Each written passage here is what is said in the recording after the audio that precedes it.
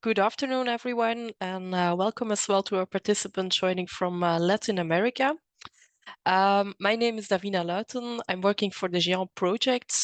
So thank you for joining us for the second out of our 4 webinars for this year's cybersecurity month campaign, Become a Cyber Hero.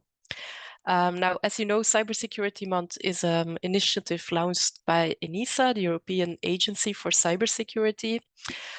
So for those of you who are not familiar with HEAnet, let me just give you a little background information. So HEAnet is the organization that delivers a worldwide network and a portfolio of services specifically for research and education. HEAnet operates also a pan-European e-infrastructure, the HEAnet network. And we run a membership association for Europe's national research and education networks. So along the 4 free webinars this year, our Cybersecurity Month campaign includes brand new material. We have animation videos available. We have a lot of interviews with experts from the international research and education community. Collaboration and information sharing are at the heart of our community, and we believe that together we can make a difference and improve our resilience to cybercrime.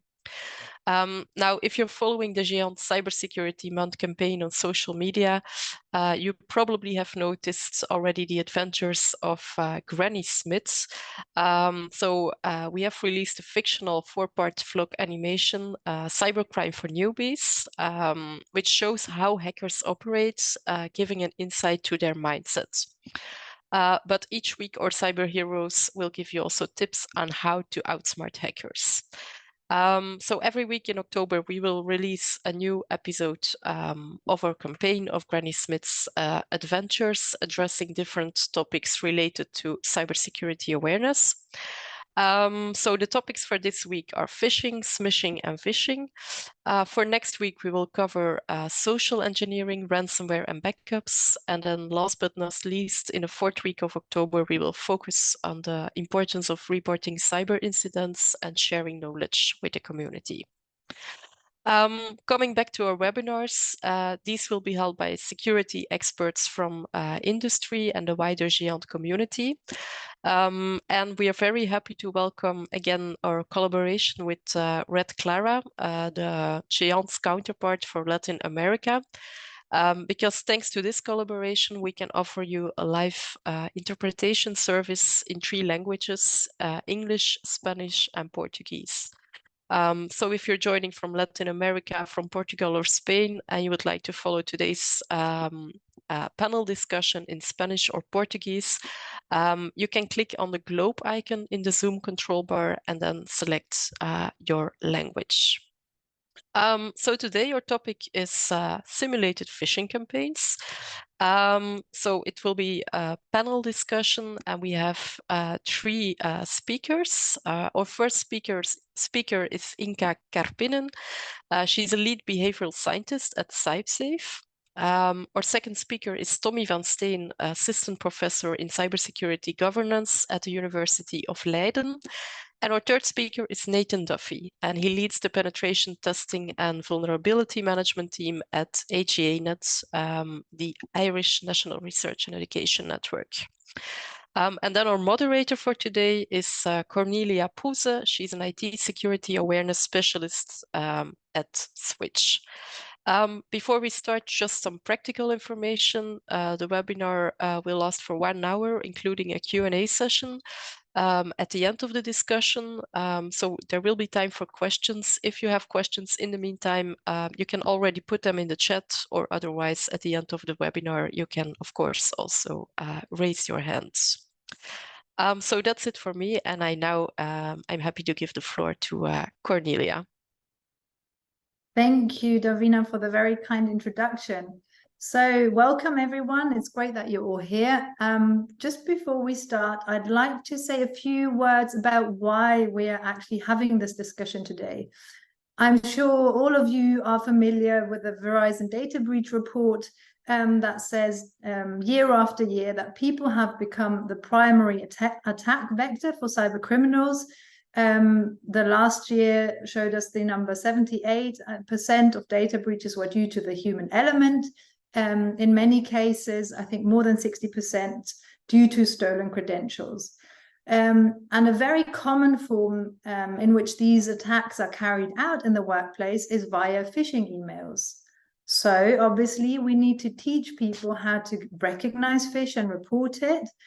And this is the premise by which we use simulated phishing campaigns. So we want to educate users, and we want to make them change their behaviors in a way that is more secure when they process mails. And now the question is this, as the industry practice, actually working? One last point before we dive in, I just want to quickly share the 4 essential steps in the process of changing behavior. And this is a simplified version. I'm also not an expert in behavior. We've got 2 behavioral psychologists on the panel with Inka and Tommy, so they'll be much more suited to give more insight on this. But if we look at it in a simplified version, we have 4 steps. So we need, first of all, we need to raise awareness. We need to make people aware of the issue, that, you know, there is a problem and it also affects you. Then we need to inform people. We need to impart knowledge. So what is the problem exactly? How does it affect you? What can you do about it? The third step is we then need to change people's attitudes. So we need to be convincing. They have to actually understand, and more importantly, agree that, you know, there are benefits of following our advice as security experts, and then that will lead them eventually to changing behavior. And changing behavior, like the actual change of behavior that you achieve by making the desired behavior easy, so that people repeat it, and you really want to embed it, if possible, in day-to-day life. So we, as sort of security professionals, we need to provide users with the ways and tools to make the desired behavior as easy as possible. Okay, so brief simplified version of the 4 steps. Just looking at these steps, I think I would assume that if you just employ phishing simulations, well, maybe if you do them well, they might be a good hammer as one of the tools in your toolbox, but maybe they shouldn't be the only tool we use to address the human factor in cybersecurity.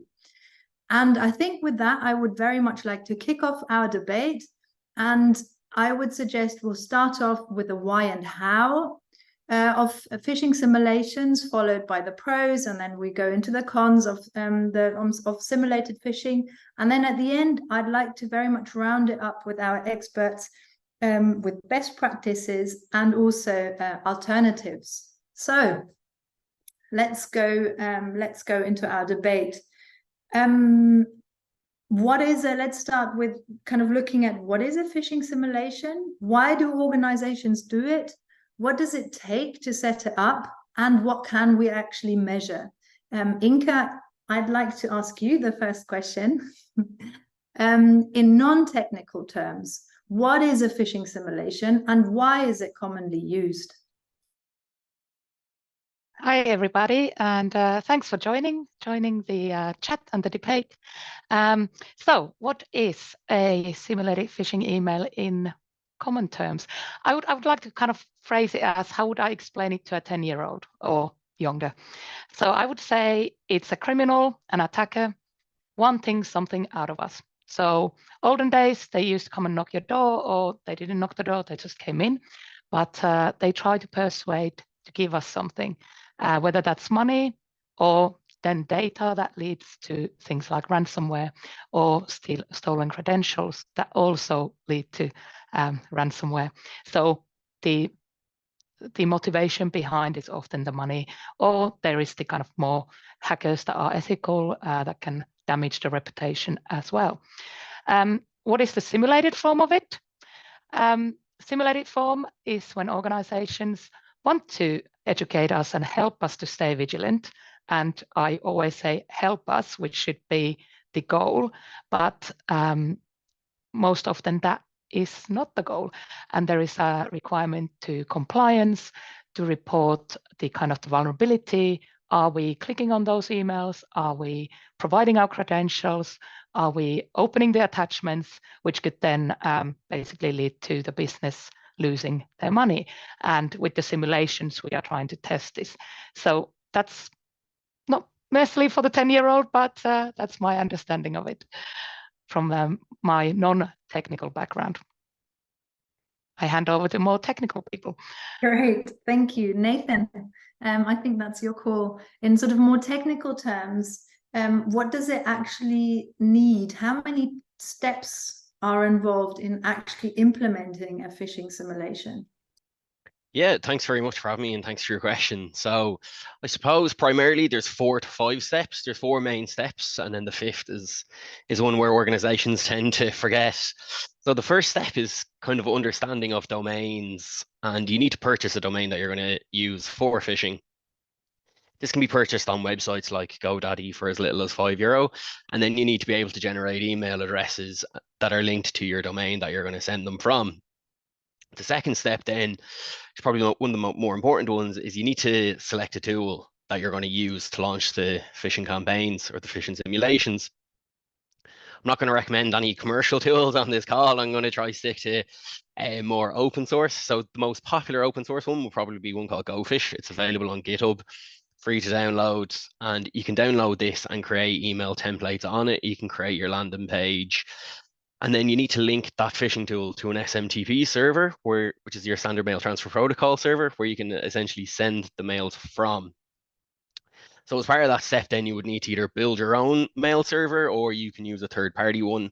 Quite commonly, what we see attackers doing is they go on to somewhere like Amazon's AWS, and what they'll do is they'll purchase their own cloud instance. These instances come with their own SMTP servers that they can use to link with their phishing tool. I mean, you could obviously build your own as well, but that's going to be quite time consuming. The next step then is having a website where you can have a landing page. You need somewhere that when you send these phishing emails to the targets, they're going to need to be brought somewhere if they click on a link. So you need to have a website there as well. You can have a landing page that might be informative to raise awareness, or you might want to link to a training area. Organizations might want to go one step further and try get their targets to enter credentials and steal credentials. So you can do that on the website as well. Once that's kind of done, then the next step is to really upload your target victim list and then start phishing. The 4th step then is kind of launching it, monitoring it, and then you need to analyze the results, and that can be quite time consuming. From a resource perspective, when I'm running phishing campaigns, I would kind of try to dedicate around half a day per 1,000 targets when it comes to the analysis. And then the 5th final step that can often be forgotten, which is the most important by far, is to provide feedback and education after running the simulation.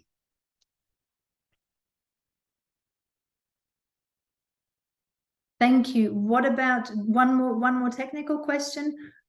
So if I'm an organization and I would come to you and I would say, okay, can you set this up for me? What do I have to do that the phishing mails actually go through? Is there something that I have to do to my spam filters, to my security measures in place to actually get the phishing mail through? Yeah, that's a very, very good question. So it depends on the setup. If the organization is running the phishing campaign themselves, if you're using something like Microsoft Outlook, it comes with its own phishing attack simulator, but I'll try to stay away from specific tools. If you're coming to, say, an external organization and getting them to run a phishing campaign, there is time involved there. You will need to go and understand how your mail filters work and how the spam filters work. There will be an element of whitelisting there so that the emails arrive in the user's inbox. There are like 2 kind of ways that organizations can look at it. Some ways they can look at phishing campaigns like they want to test their mail filters. They want to test it technically to see if an attacker can bypass the rules they have in place. But in this instance, when we're talking about just testing the user awareness, then yeah, they will need to go and they will need to create rules. They'll need to create whitelisting rules so that the emails do end up in the user's inbox. Okay, great. Thank you. And the last question to sort of, set up what we're actually talking about is to Tommy about the data. So what we actually measure. Do phishing simulations provide useful data, do you think?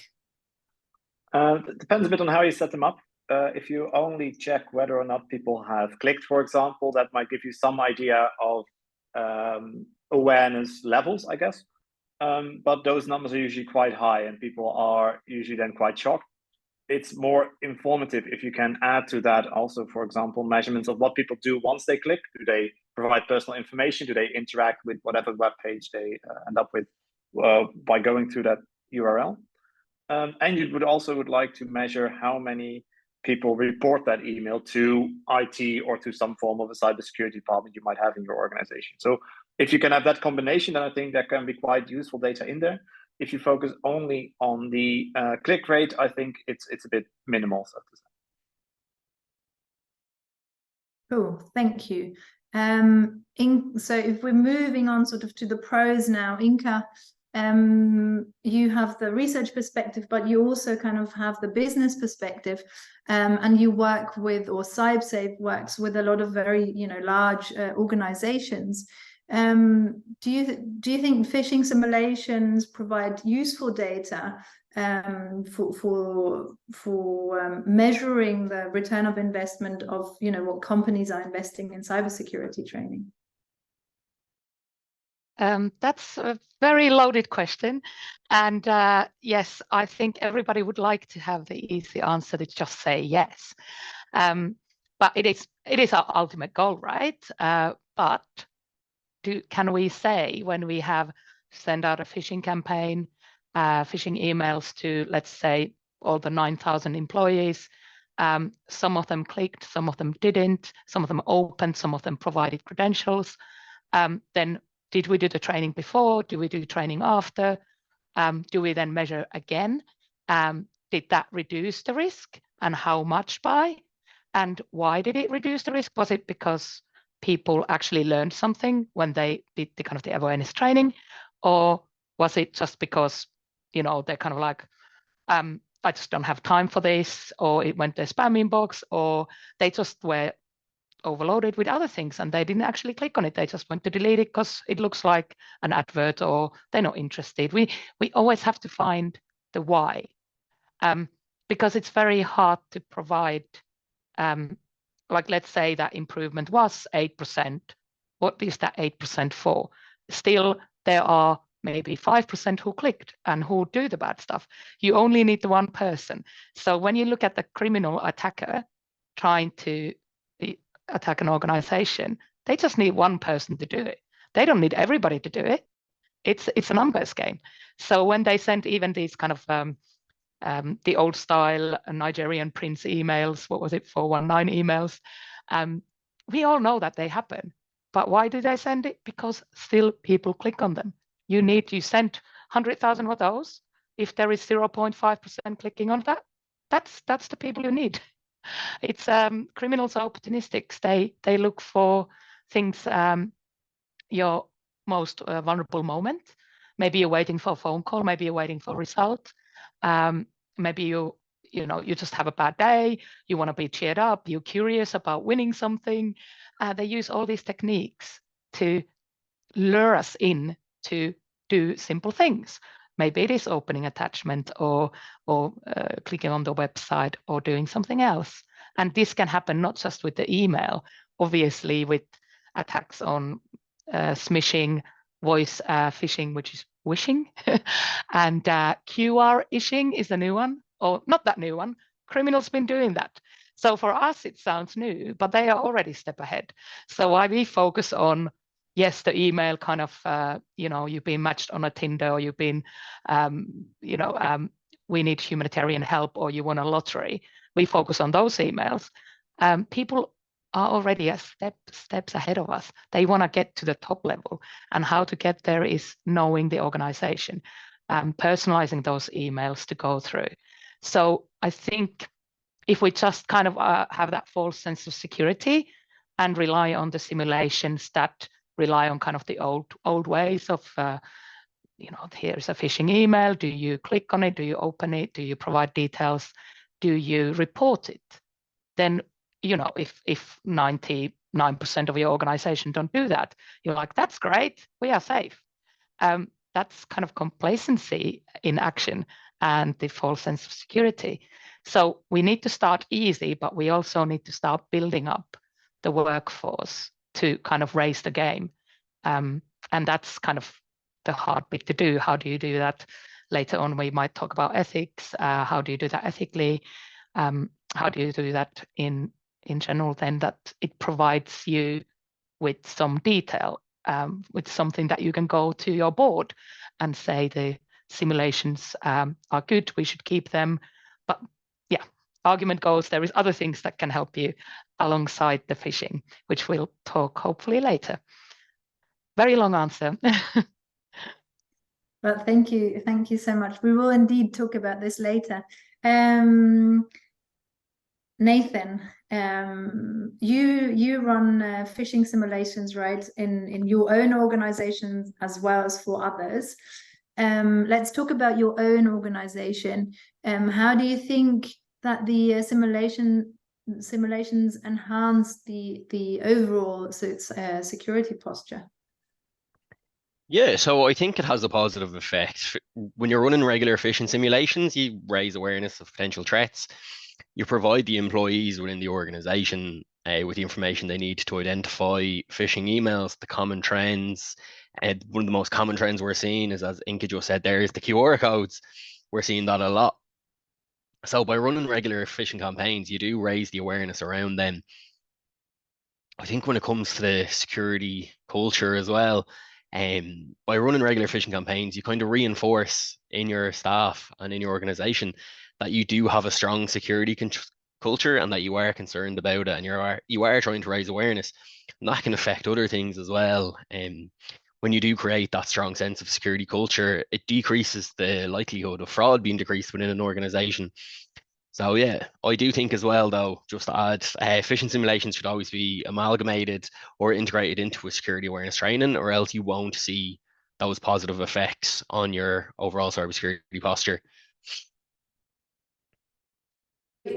Thank you. Now I want to pick up on what you said on like the phenomenon, like the QR code phishing. I don't remember what the actual term is, it doesn't matter. And like the smishing and all those things. So a lot of new phenomena.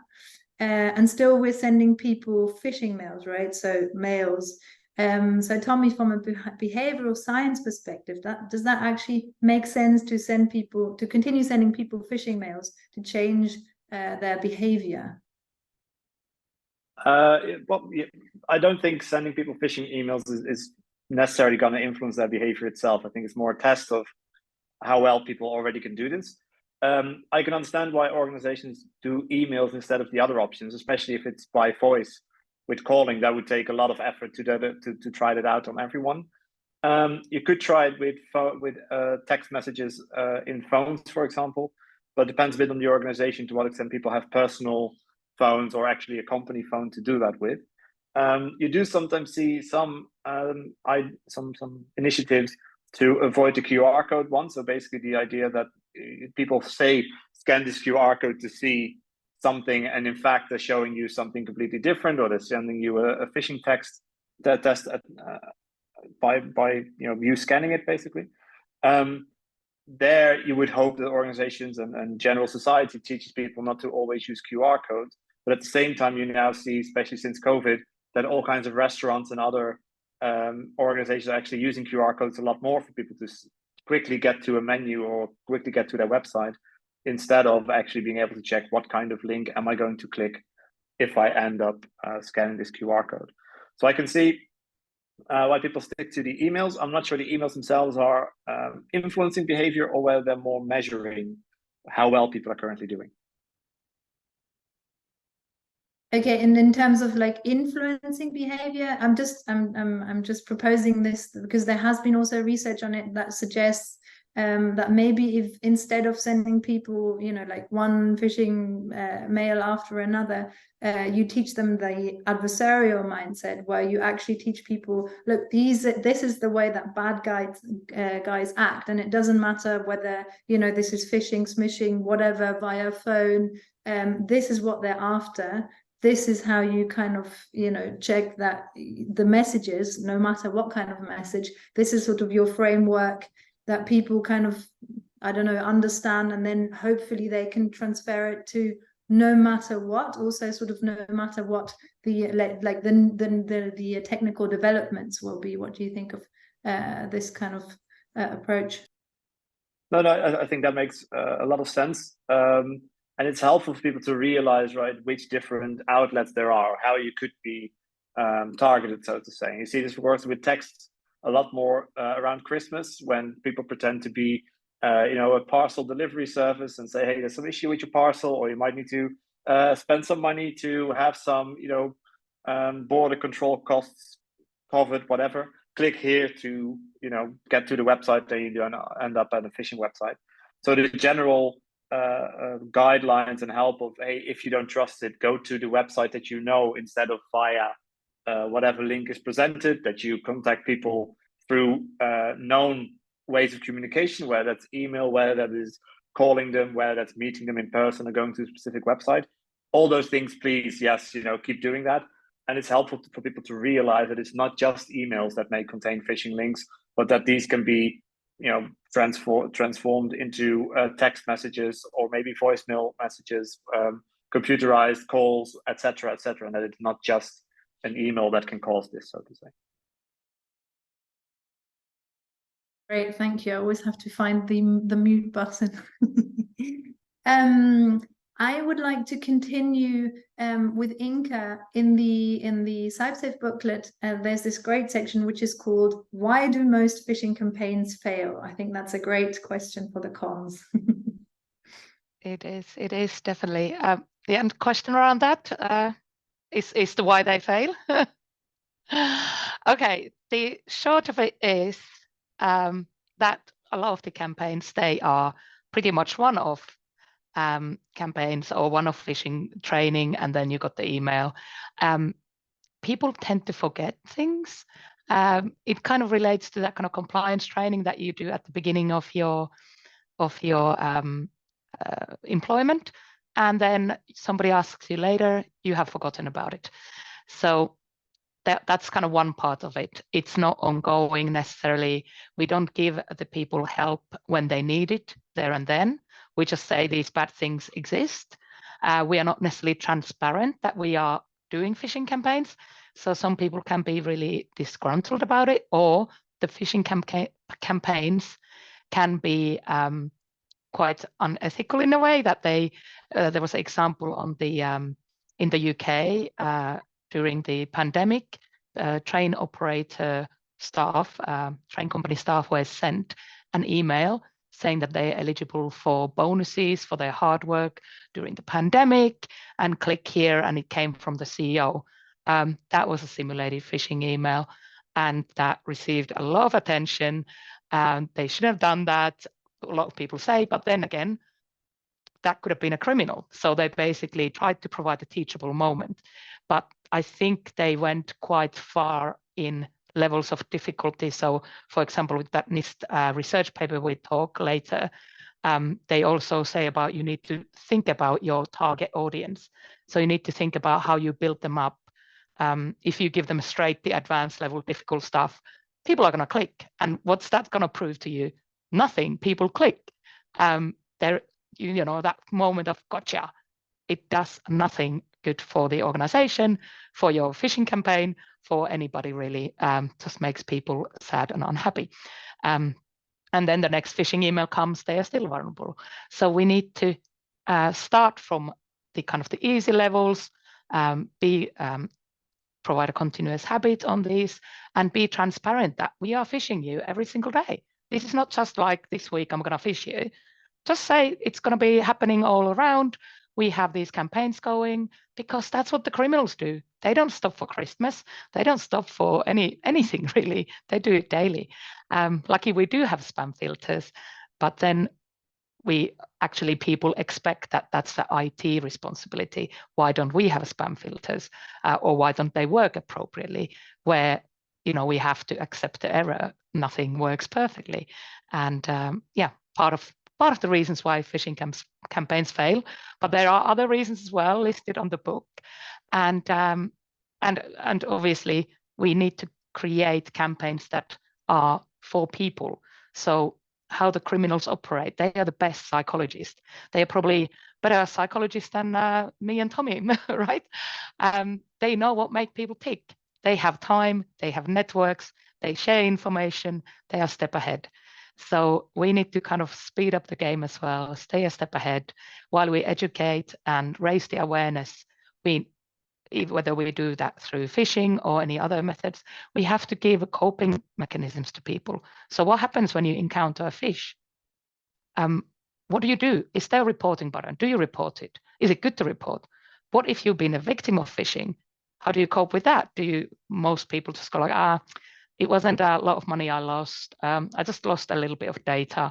It's fine. I just brush it under carpet, and they take no action. On our security attitudes and behaviors report, there are plenty of people who do nothing or they feel ashamed.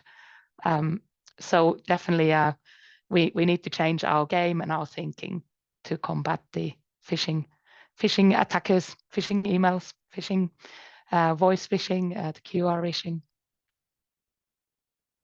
Thank you. I want to pick up on the example that you gave of that phishing. Well, I would definitely call it really unethical phishing mail that you mentioned, and kind of go back to what Nathan said about the security culture, where I'm wondering, and I will also share an article in the Wall Street Journal article. That's a recent article about some people, or like people being fed up with like being phished. And what that does to your security culture. So there is an argument or a concern that, phishing simulations, depending on how you do them, or some people argue the fact that you're doing, actually erode trust between the employees and the security department, and therefore they're actually in the way of creating a safe, a better security culture. Side note, whatever a security culture is or is not, that's a completely huge, big other debate. And I very much wonder, what people, like if people feel tricked or tested, or in some extreme cases, you have organizations that talk of repeat clickers that who then get, disciplinary action, which in the worst case means like you click 3 times and then you're basically kicked out. You lose your job because you can't handle this information that we're dealing with, which is the extreme case.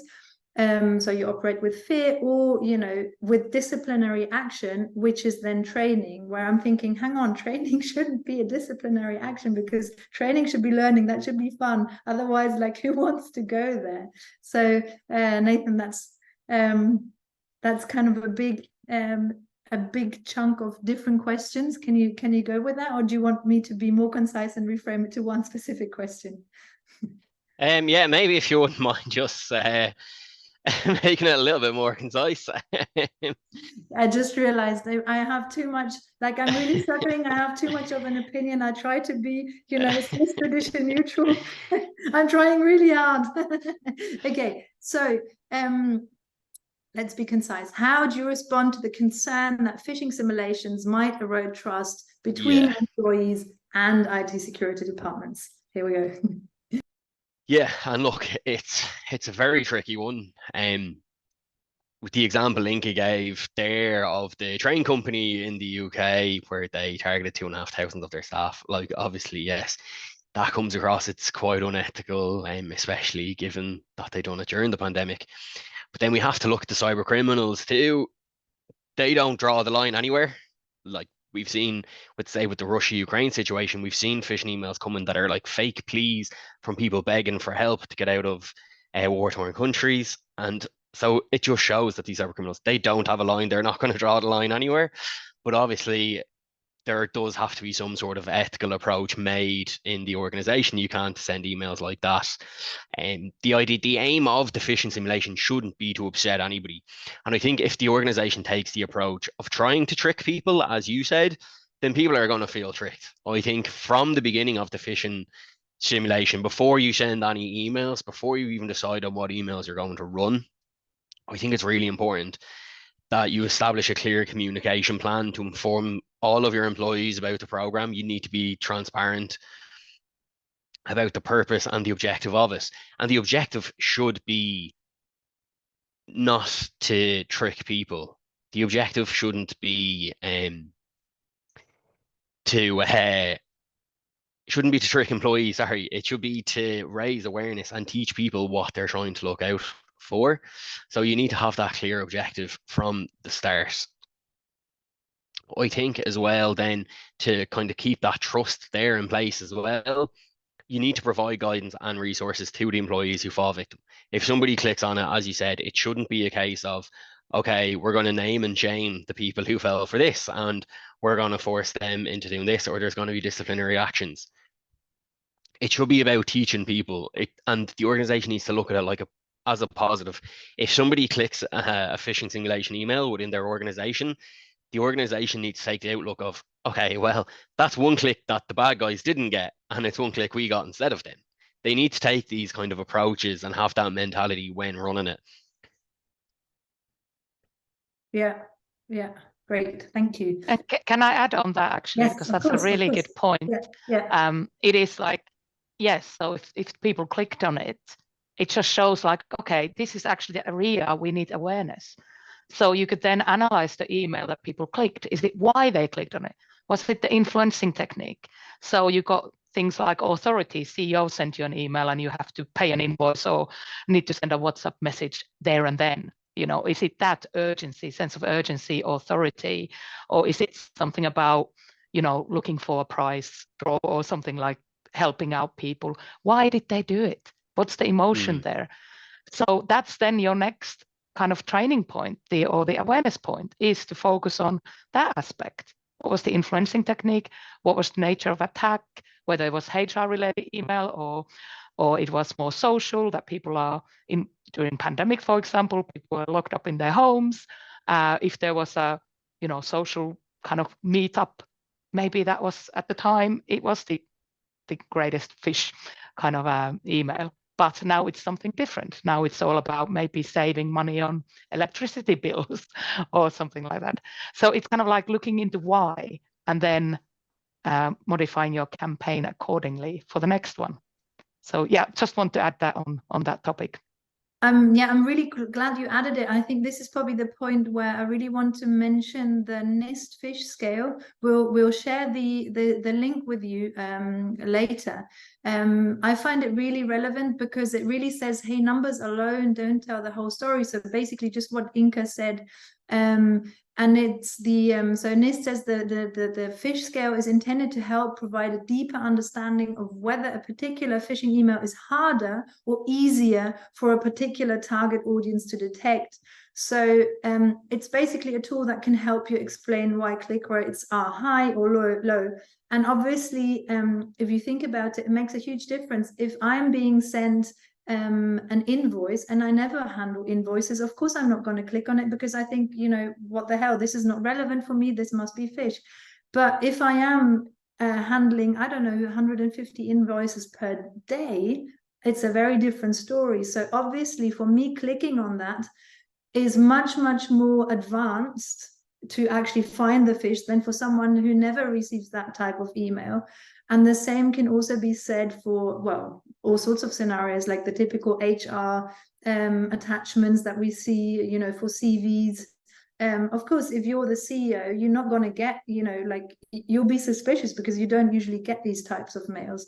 So I would very much recommend that. I think it's very helpful because it gives you a tool that really makes you understand the numbers a lot more of what you are actually measuring, and then it helps you to, I think, what you're also at CybSafe sort of promoting, to then adjust what you're doing in the next campaign and to, like, you know, targeted audiences.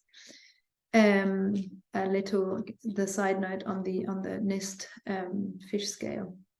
Now, sort of staying with the cons, or kind of finishing off the cons, there has been recently quite a fair amount of research that sort of questions the effectiveness of phishing simulations in educating users to detect a phish.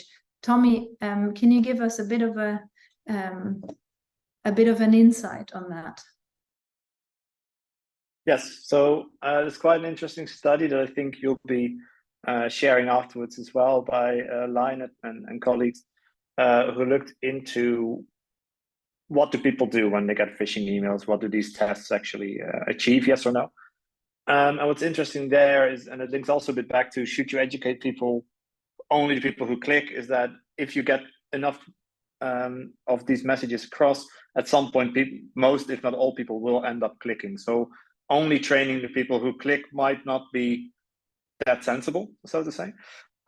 What they also showed is that if you can get some form of a warning message across when the email is delivered, that would actually play some role, and that you can get people so activated that they would report any emails that they might find suspicious. So in the end, I think most importantly with these phishing tests is how can we get people to report them as soon as possible so that a IT department or a cybersecurity specialist can act upon that instead of having to worry about how many people are clicking, because as Inka also pointed out, people will click. Someone is gonna click eventually anyway. So the quicker it's reported, perhaps emails can be retracted, or maybe there's an additional email that can be sent, hey, please be aware of, or maybe a certain vulnerability might be abused, could be looked into. That's, I think, where we should focus more on, and not so much on the actual click rates. And I think the study shows how you could get people to actually be more reporting these incidents or these potential phishing emails.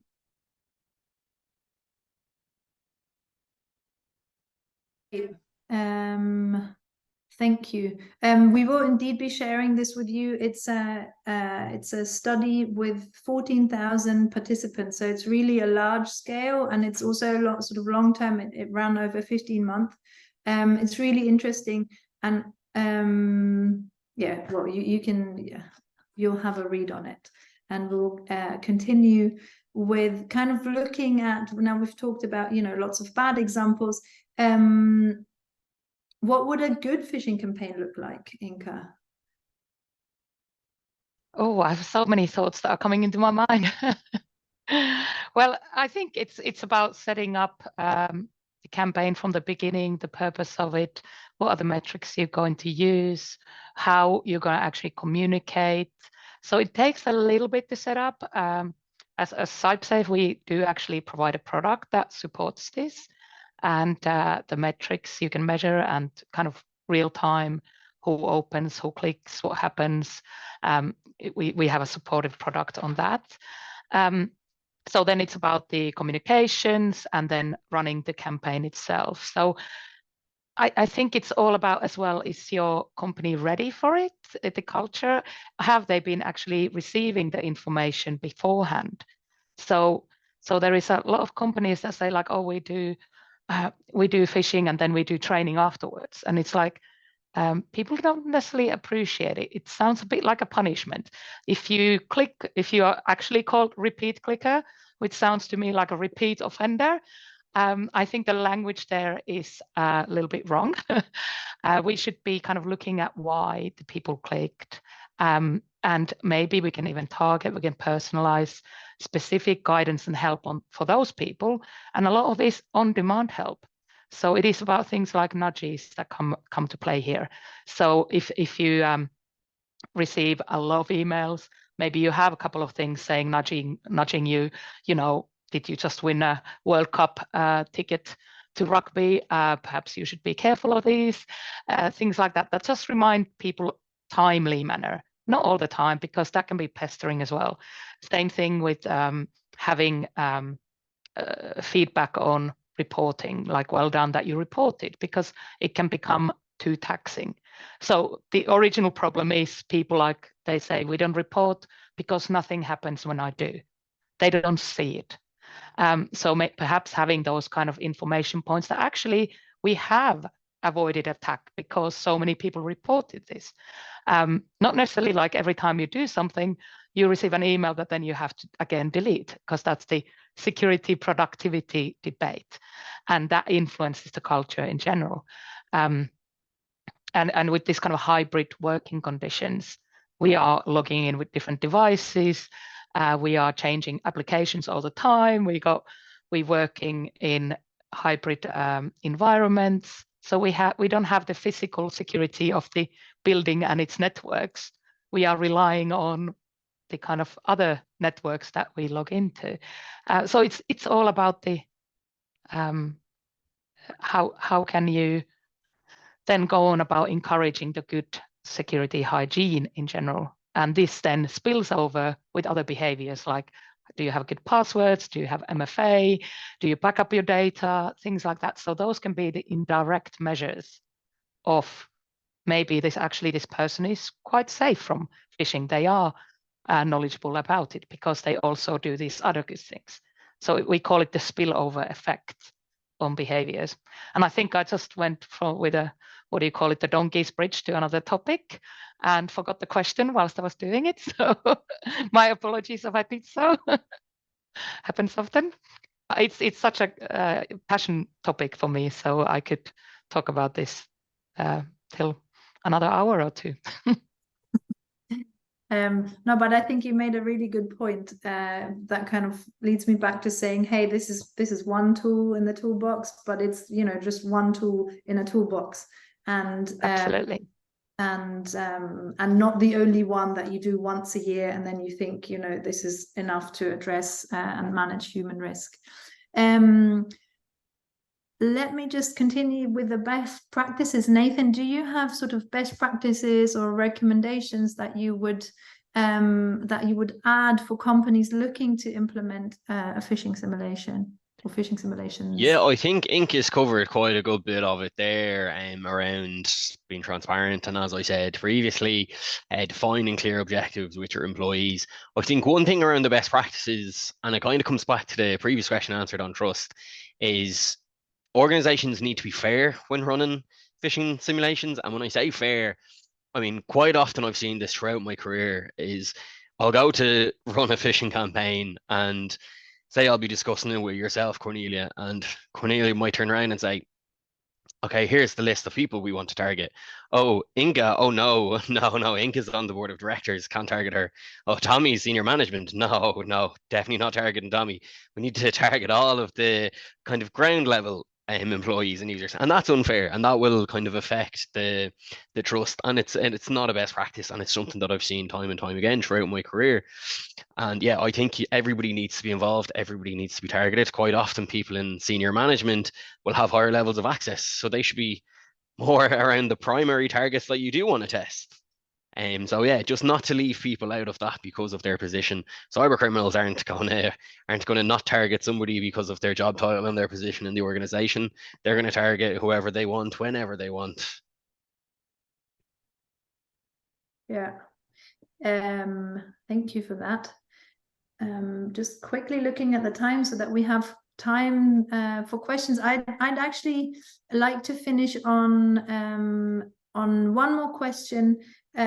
So if you are an organization and you're thinking of phishing simulations, or to do them or not to do them, Tommy, are there alternative methods or tools, do you think, that will educate users and better protect them in sort of processing mails that don't involve setting up, you know, a phishing campaign, phishing simulation campaign? Oh, well, I think there's nothing wrong with doing a test alongside other things, right? So I think there's broadly three things you'd like to do. One is training end users, either at onboarding or when they start a new role, or just regularly updating things. Second is, what you want to do is create some general campaigns, behavioral change campaigns, based on specific topics that you run into as an organization, either because things aren't going well or because certain threats are changing, appearing, disappearing. And what you'd like to do is make it as simple as possible for people to actually perform the correct behavior. So if you think about phishing, how do you report a phishing email, right? Microsoft Office is now offering this button that people can click in an email so that it automatically gets sent to your IT department. Those kind of changes are helpful in actually making sure people are more likely to report these emails compared to not doing it. And I think it was Inka who pointed out as well, is that you then also need some feedback. So you've reported an email. What does that then mean, right? Was it indeed an email you should not have trusted? Were there certain telltale signs that you should have spotted, or maybe there were a few that you already spotted, but there should be something else as well? So getting the users involved that way, I think, would be a good next step. Great. Thank you so much. I think looking at the time, let's open the floor to our audience questions. Maybe Davina, are there questions that came up in the chat? Yes, I see a lot of questions and comments have been posted in the chat. So the first one, and then there was a bit of comments from other participants, was from Michael Beck, and his question was, how is it possible to track if and who opened the attachment when creating a simulation? I can imagine how to do that with an executable file, but are there examples how to do this with a PDF file? And then there were some other comments from different participants saying, okay, you can hide code, for example, JavaScript in PDF that can exploit a vulnerability, so insert some harmless code. Someone reacted also, even create a pingback in your document file with macro, so you can also see the macro usage. So maybe it's also a good question to the more technical people from our panelists. Yeah, Nathan, do you want to take this? Yeah, so I had a quick look there as well at some of the answers, and there are some good suggestions there around using JavaScript and stuff like that. Personally, it depends on the type of file. With different files, you can include tiny little say 1 pixel images that will have a token in it that once the person loads the file or opens it, per se, that will communicate back to you. And a lot of the phishing tools that people and organizations would use would have that functionality within them. As well, you can use things like canary tokens. So I'll try not get too technical and go off on a big long tangent about it, but say something like a canary token. So that can be like a file or a URL that once it's been accessed, an event will be triggered and you'll be notified of that event. So you could put that in, like you could have like a CSV file and say, call it HEAnet passwords 2023, but the file can actually be a canary token. So once somebody clicks into it and opens it, it creates and generates that event, and then that can come back to you and notify you, and you'll have the statistic there of it. Great, thank you. Do we have questions from the floor as well? Or like as in the floor, the audience out there in all the different countries all around the world? And you can raise your hand, and then Leonardo will give you the mic.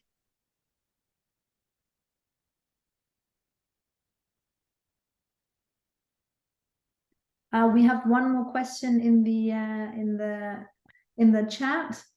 As a general question, how many support staff is generally needed for a phishing simulation? Example, if a company has 1,000 employees, would you need more, like 2 or 10 people for support?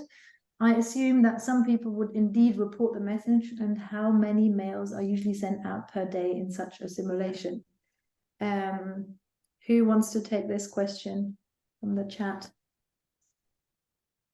Yeah, I don't mind putting my voice to that again. As someone who runs phishing campaigns, I'm probably in a good position to answer it. So, support staff perspective, definitely not on the higher end of 10. I would say 1 to 2. I typically will ask for 1 technical contact, just in case anything goes wrong or there's any sort of events that you need to inform them of, and then a second person in case that first person isn't available. So yeah, typically more around the 2 number than the 10. And then I think the next part of the question was, I assume that some people would indeed report the message. Yeah, absolutely. And then how many mails are usually sent out per day in such a simulation? It depends on the organization. It depends on the on the kind of setup and the type of email you want to send. I've found in my experience, and if anybody else wants to jump in here, if they found it different, I find if you have an organization of 1,000 emails and you send out 1,000 phishing emails in a day, people are going to talk and people will inform the others that there is a phishing test going on, and it will kind of affect what you're trying to do, and it'll affect the statistics you're trying to measure as well. It depends on the organization. If people are working remotely, statistics tend to be higher. If people are working in an office and I'm sitting beside Davina and Davina gets a phishing email, there's chances Davina might turn around to me and say, oh, hey, I just got a phishing email there, they're running tests. So it depends. And those sort of factors would kind of come into my mind when sending out, when I'm just trying to decide how many emails. I think if you're targeting a specific department, say you're targeting finance, well, then maybe keep it to a small number, depending on how many are there. Yeah, I would try to just take those factors into account when deciding on the number. And also, there's no magic answer for the number. It genuinely just does depend and vary. Great. Thank you. Just looking at the time, so people who will have to leave, Davina's just sharing some of the resources, some of the studies that we mentioned. So do take them with you. We also have some great resources that Inka shared. If you don't know the OBehave report, do read it. It's really great. It just came out, and I think you will present it as well next week. So highly recommended. I see there's another question, Cornelia, from Johan Klasik. Is there a chatbot available to which people can be connected if they fall for a phish, just to get some idea of their motivation for clicking the link and so on? Oh, that's an interesting one. We actually do that in our platform, but yes, so advertisement here a little bit. We have a product called The Phish, and it does look into those influencing techniques, the nature of attack. It gives, like, for example, departmental figures. Maybe finance department might be really vulnerable to things like the invoice attacks, but like from the authority figures. So we do give breakdowns on these, and we run the campaigns. You can set them to be automatic. And as said by Nathan, you only need 1 or 2 people to be the admin to kind of set these campaigns up, and they kind of run on the background automatically. So that's my little advert for CybSafe Phish, but I'm sure there is a demo there. I'm the scientist and the work in the back end, so not my best speech on that, but please do have a look. There is free resources and guidance available on our website on that topic. Great. Are there any more questions? Davina? No, I don't think so. I don't know if there's anyone who wants to raise his or her hands. We have a question saying, is there a way to contact you after the webinar, Nathan and Inka? Absolutely. Usually people contact me on LinkedIn. I'm easy to find, but I'm happy to send my email address as well. It is very easy. It's inka@cybsafe.com. So that's it. Yeah, same as Inka. Yeah, if you want to contact me on LinkedIn, work away. If not, I can pop my email address in the chat. It's nathan_duffy@HEAnet.ie. But yeah, I can pop that in the chat. Save you trying to remember. That's a mouthful. I will share it. Great, so that's already Inka's email address. And it actually works without my surname as well, so because I'm the only one. Well, in the meantime, I will already make some promotion for our upcoming webinars. So next week, we have a webinar with our speaker Holly Foxcroft, a cyber psychological perspective. It's all about the impact of neurodiversity in cyber. And then our last week, or our fourth webinar, will be on Tuesday, and we will have Jan Landzaat from the University of Applied Sciences in Rotterdam, who will share some insights about their internal awareness campaigns. And I see that my colleague Leonardo has also shared the link with you. So it's a link with a short survey. So just some quick questions. We'd be very happy to receive your feedback on this webinar, suggestions, and so on. So please, if you have 2 minutes, take a bit of time to respond to the survey questions.